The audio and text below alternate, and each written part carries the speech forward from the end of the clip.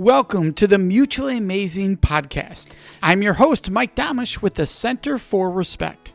The episode you're about to listen to was recorded when this show used to be called the Respect Podcast, so you might hear that mentioned during this episode. Well, let's get to the show. This week, we have Logan Tyler Nelson, the founder of Logan Tyler Nelson Agency, and he's also the creator of Scratch Your Own Itch podcast. His intention for every day is to be the best part of someone's day. I love that so much, Logan. That's very cool. So thank you so much for joining us. Thank you so much for having me on, my friend. Oh, sorry. Yeah, no, definitely. Excited to have you on. Now, Logan Tyler, people hear that and think, well, that's unique. Do you go by both first names or do you go by Logan or Tyler? You know, it's funny. When someone really knows me, they go, "Hey, Logan, what's up?" When I just meet someone, people always go, "Hey, Tyler, could you do?" So I usually love it when I get called Logan. Okay, and I know when I've been communicating with you, we've communicated many times outside the show. I've always just said Logan, but I didn't want to assume. Yeah, you're good. You are by far a very awesome, amazing human being by calling me Logan. I appreciate that. So I love that you're doing the show. Tell us a little about your show. It's called Scratch Your Own Itch. Yeah, man. So my show kind of started about going on a year and a half, and it started out on just, I don't know, I kind of call it like my own self-diagnosis for therapy, because after I got out of college, I graduated with a degree in acting, and while I was in school, I was listening to a lot of podcasts. Like, I really loved podcasts. It was just a way to learn while I was working out, or maybe a way to learn about interviewers, and I just loved listening to interviews with actors. And I would go to work out, and while I was working out, I would go, "Oh man, that'd be so cool to interview that guy," or "That'd be so cool to interview that person." Then I graduated college, and a few months rolled by, and I had an identity crisis. I sort of thought I was meant to be an actor. Logan Tyler Nelson was supposed to be an actor, and that didn't happen. I wasn't really happy with it. I was kind of living a lie. I was doing it just by pride, and it was sheer hard work, and it wasn't really making me happy at all, and it wasn't really my passion one bit. And people kept saying "Hey, you only live once." I got off work one night at a restaurant that I worked at, and I had this single thought about, I don't know if this world's gonna really give me the thing I want from it, and that really scared the heck out of me. It led me into trying to kill myself. And so I walked up a 3-story building, looked down from the ledge, and I thought this was an easy way to just get it done and over with. I really wanted out of this world, and so I tried killing myself. And from that, I ended up living through that fall and went back home. I just bruised my right leg pretty bad, messed up my knee, messed up my ankle. So my right side was just a little messed up, and then my neck was a little sore, nothing too bad. But then I thought, okay, I gotta figure out a way to do this where maybe it doesn't look like it was a suicide. Maybe it looks like an accident. So I started listening to podcasts as a way to maybe get an idea about a way that I could kill myself that looked accidental. So what kind of a podcast are you listening to, Serial or the podcast about murders and death? Because there are podcasts on that. Is that what you were listening to? I actually typed in suicide attempt into the podcast iTunes, and there was a couple of podcasters that came up, ADHD. There was a story on one that was from the ADHD one, and it was a girl who talked about how she was trying to kill herself after a failed marriage by getting into a car and just making it look like it was an accident. And she just lost her job at this point. And I heard that, and that gave me just sort of an idea of this is just a hump I'm going through. So I started thinking of an idea like maybe other people are also having these suicidal thoughts, like really successful people, like businessmen, other entrepreneurs, because I was just listening to entrepreneur podcasts because these people on these entrepreneur podcasts, we get so vulnerable and just so real with people on the interview. And I go, this is great medicine for anyone who's going through this stuff.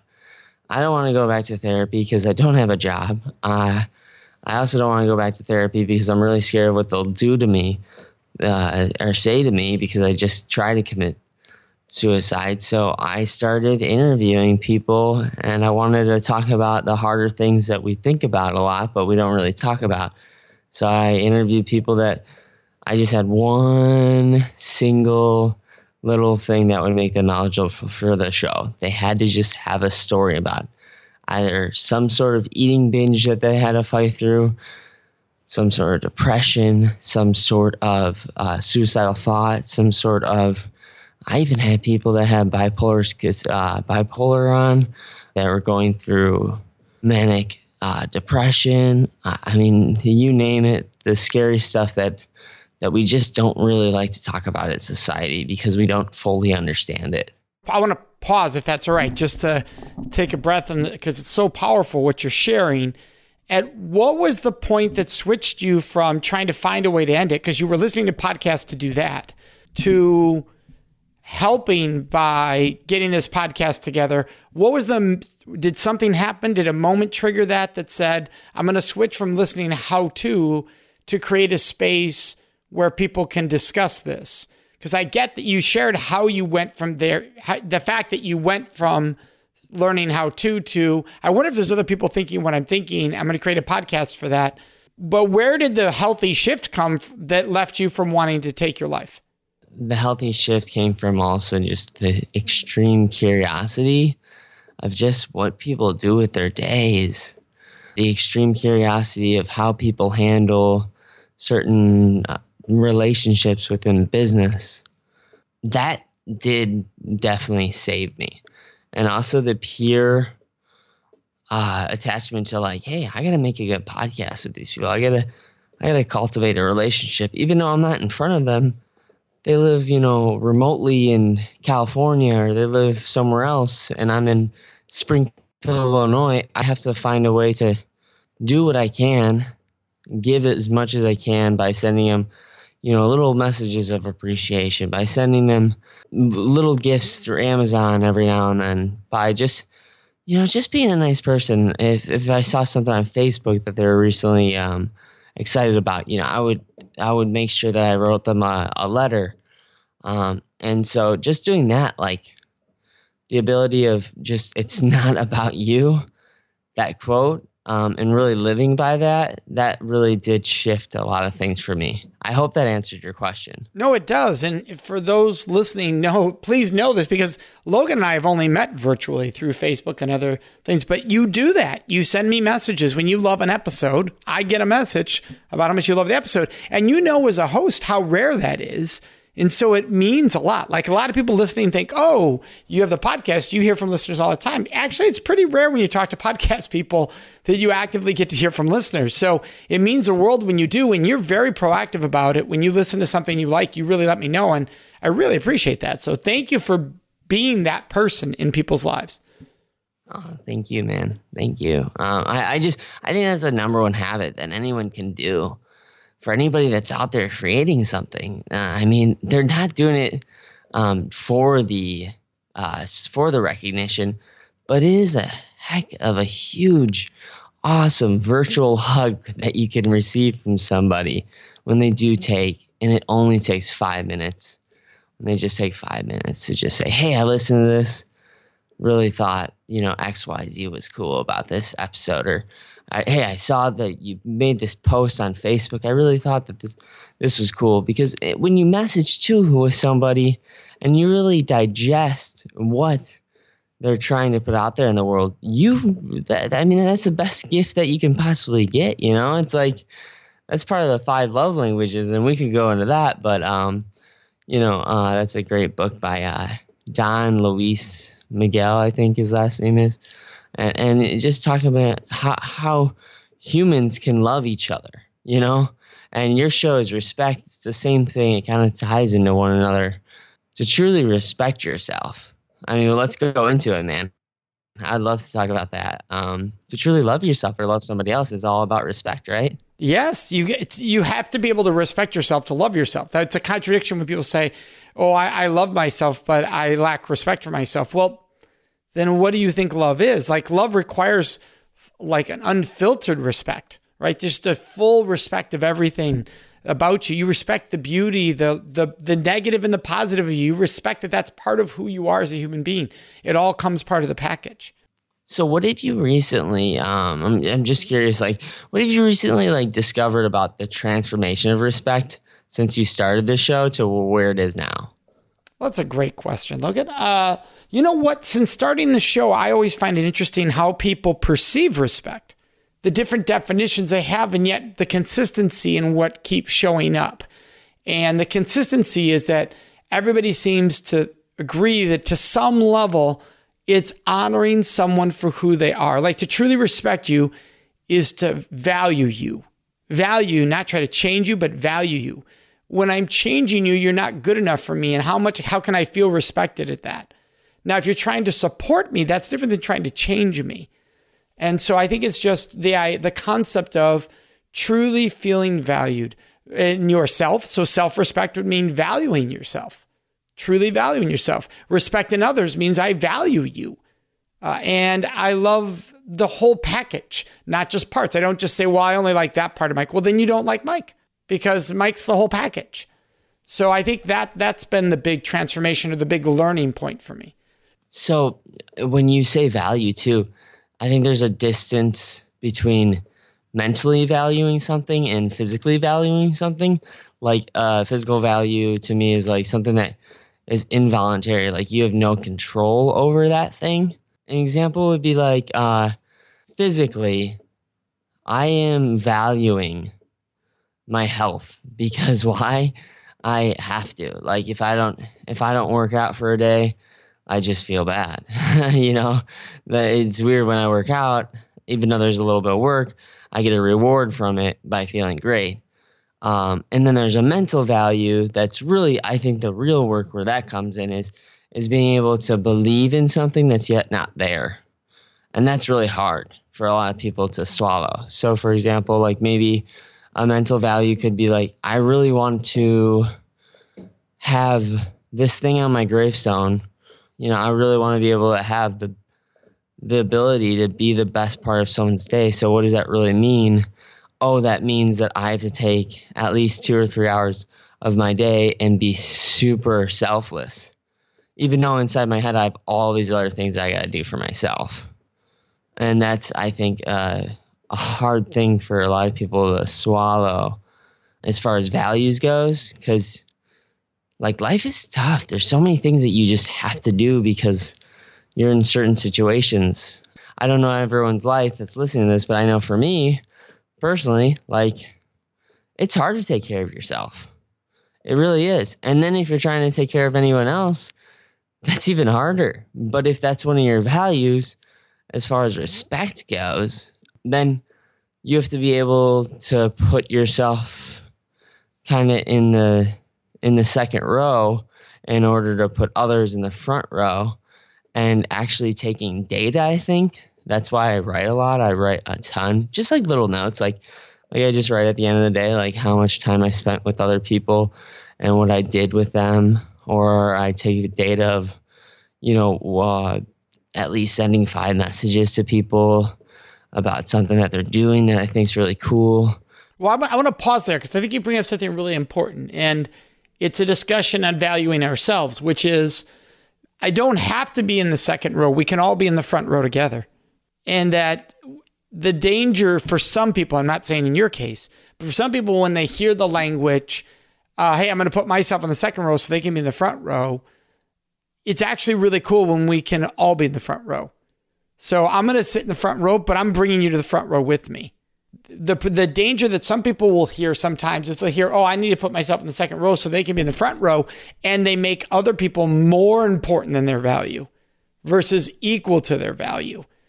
And so then they're manipulated, they're controlled, they're in unhealthy relationships because they believe I should be in the second row, they should be in the front row, instead of we should all be celebrating the front row together. Does that make sense?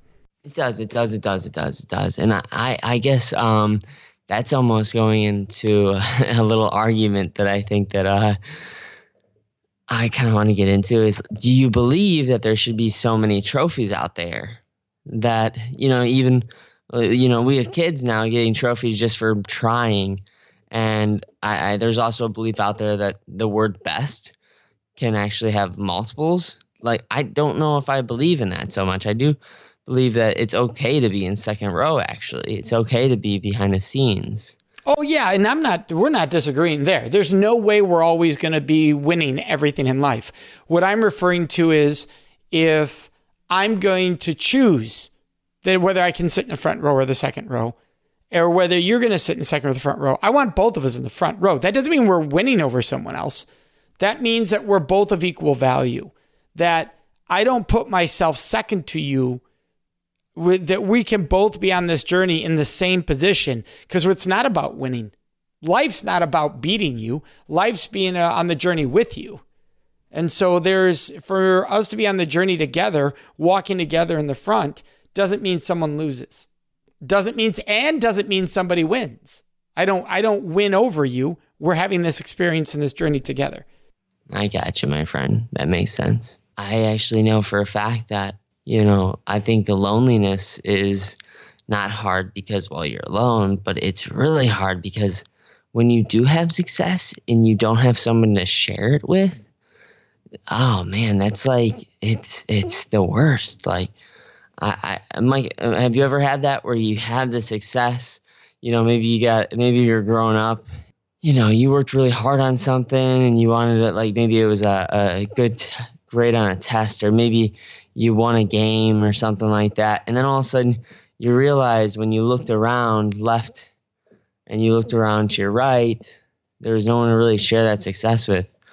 And so it's like the whole point of like, that's why your net worth is really your network, but not just the money that's in your bank, but more so the sort of people that you can share any success that you do have with any endeavor. Well, I'll give you a great example of that. A great example of that is when you travel in my line of work, I speak all over the world.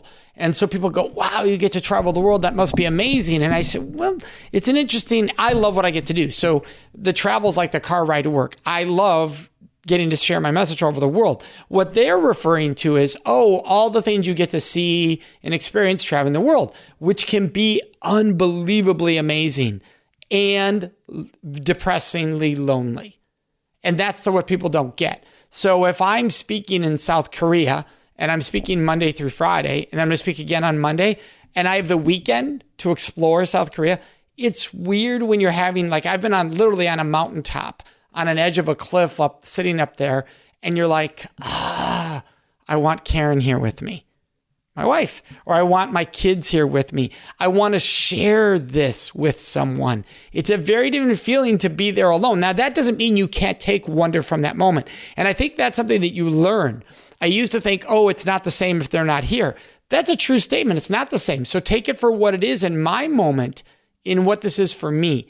And I think that becomes an important lesson for us is when we don't have the people there that we're hoping are there, then we still need to appreciate it for what it is in our life in that moment. But you're right, it's difficult at times. I coached a swim team, a high school swim team, and they won the state title.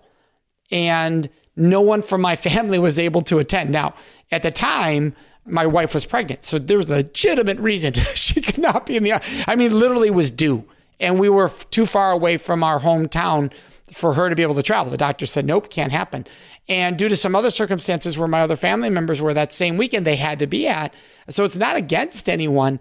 But I remember looking up at the stands and seeing all the swimmers' families. And these were people that were friends of mine and wonderful. But my family, there's no one there. And there was a little bit of, there's like this little wind that came down. Now you pick it back up and go, okay, we're excited for the boys. We're excited for the team. We're excited for the parents. But for one split second, it is a weird feeling when your family are not there in those moments. It can be tough. But once again, it's taking it for what it is at that moment and what what it can be for you can still be wonderful and beautiful. Yeah, man. Wow. That is just like, that's huge. That's huge. And just knowing that too, it's like humans, we actually have this, so I study a lot of psychology, and one thing I've realized lately is that we have a huge need for dopamine spikes and little shots of dopamine. And oftentimes these dopamine spikes actually go off when we're with people that we like to be around. And that's a little secret that people don't tell you when you're trying to do the speaking world or trying to do the acting thing, which are two very similar jobs, actually. So, Logan, what you don't know is that that's the background I originally came from. So I was studying theater in Chicago in college. Now, wow. I know you're from Illinois, so I'm curious because you brought it up earlier. Were you in college in Chicago? Is that where you were doing theater? No, Northern Illinois University. You were in Northern Illinois. All right. Okay. Yeah. Very cool. DeKalb. Yeah. Yes. Yep. Dude, where did you go? Did you go to UIC or? I started at Loyola in theater. Nice. Now, I did not finish there. I ended up going, and I've told this story before, but I ended up transferring back home to the local university in Wisconsin during the trial of the person who sexually assaulted my sister-in-law, because I wanted to be near home. So I did not end up graduating from Loyola, but I have wonderful memories of all that I learned at Loyola and the friendships and the guidance in the theater department. So great experience. And you're let's right. Have a little fun. Can we do an impression off? You're going to crush me because I know you do impressions. And what's funny is back when you're doing theater, you do challenge each other that way. But it's been 30 years since I've had to do an impression. But there were only a couple I even did back then. But I know you do them. So you would rock it. So what's your best impression? First one that comes to my head is probably Adam Sandler when he was, doing his little Adam Sandler. Yeah. Hey guys, I'm doing this new movie with Kevin James.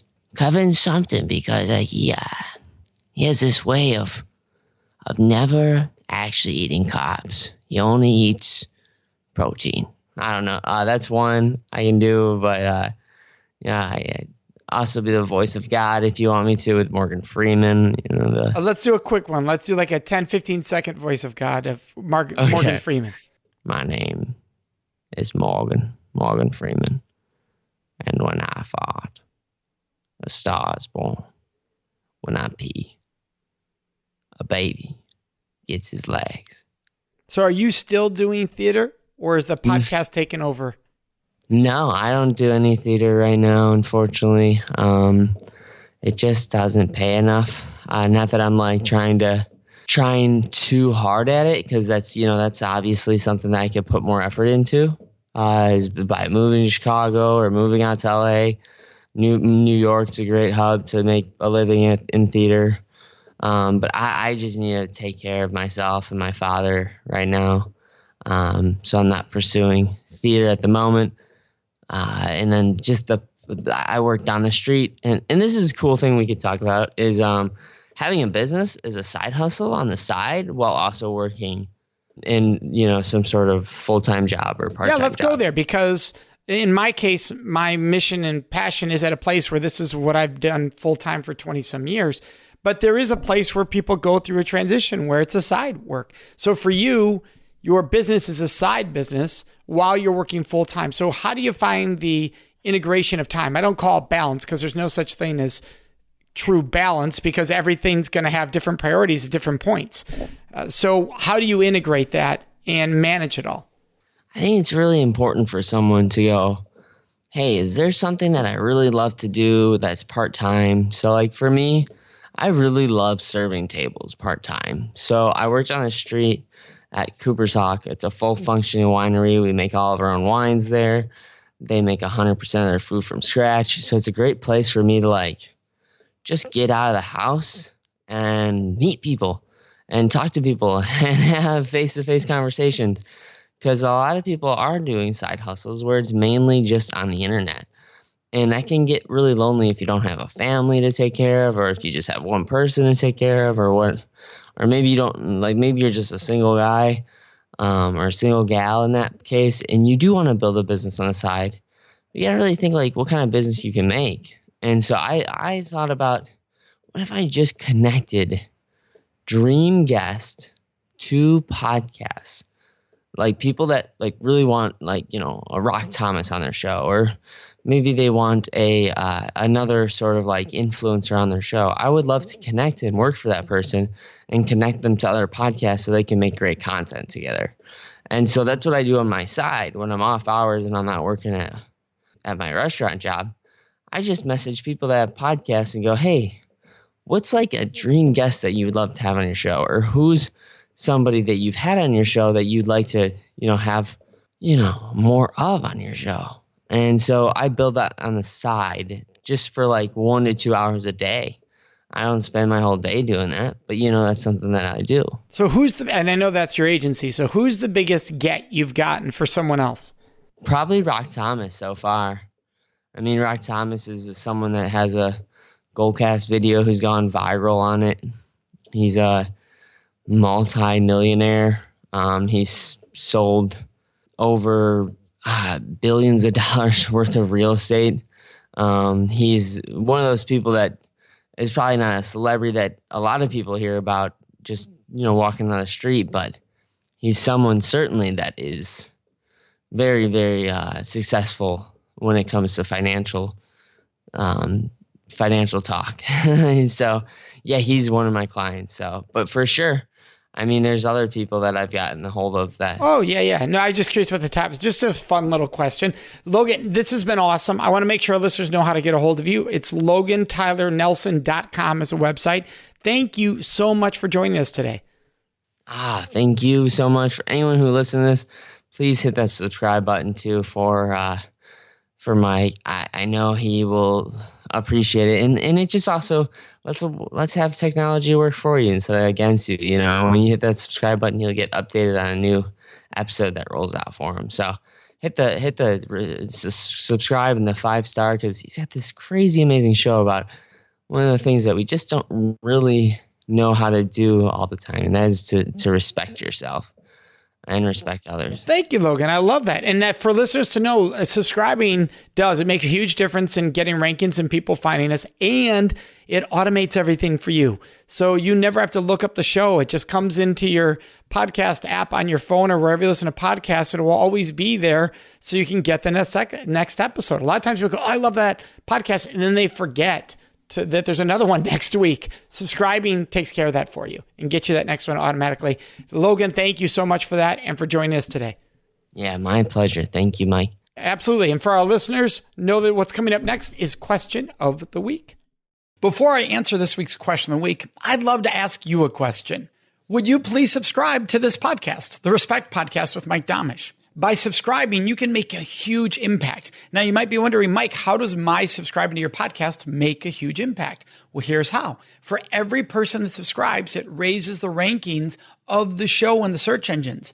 So for people who care about respect like yourself, when they're doing a search for podcast, they're more likely to find the show, thus providing an awesome opportunity for us to spread more respect around this world. And all you do is hit subscribe under your podcast. Plus, the second benefit is by subscribing, you automatically get every episode right into your phone or whatever device you are listening to the podcast on. It happens automatically. So subscribing also makes your life easier. Now, let's get into this week's Question of the Week. Oh, and by the way, you can always ask your questions of the week by joining us on Facebook in our discussion group. It's called the Respect Podcast Discussion Group. Go there on Facebook and ask whatever questions you would like me to answer and or address in this segment of the show. And then listen to each episode to find out when your question is included. This week's Question of the Week is, Mike, what is the most unique event, show, experience you've ever been to? Well, I got to go to one of the last showings of a production called In and of Itself. Truly remarkable, truly dumbfounding. Like you're sitting there going, how is this happening? I invite you to look it up to learn about it, because it would be a whole show in and of itself. But it was I was there on the Friday, and its final showing was Sunday in New York. It had run for 3 years, so I was fortunate I was able to get in there. In and of itself, truly powerful and unique, because you're sitting there being led by story, by an incredible performance, all by one person, also dumbfounded by how things were happening. It was like it was magic, illusion, but you didn't feel like that. You felt like you were on a journey and you were thinking about where the journey was taking you. Truly profound. And I'm grateful for the friends who told me you have to see this. So if somebody tells you have to see it and enough people tell you, do it. Because I don't think you ever regret those experiences. We'd love to hear your questions, your thoughts, and your ideas. And the best place to leave those with us is on our Facebook page at facebook.com/Mutually Amazing Podcast. Of course, you can always contact us on our website at mutuallyamazingpodcast.com. Remember to subscribe to this show so you automatically get it every week. And if you could, take one moment to leave a review. That really helps other people find the show, which we are greatly appreciative of. So thank you so much for joining us. May you make today and every day a life full of mutually amazing relationships.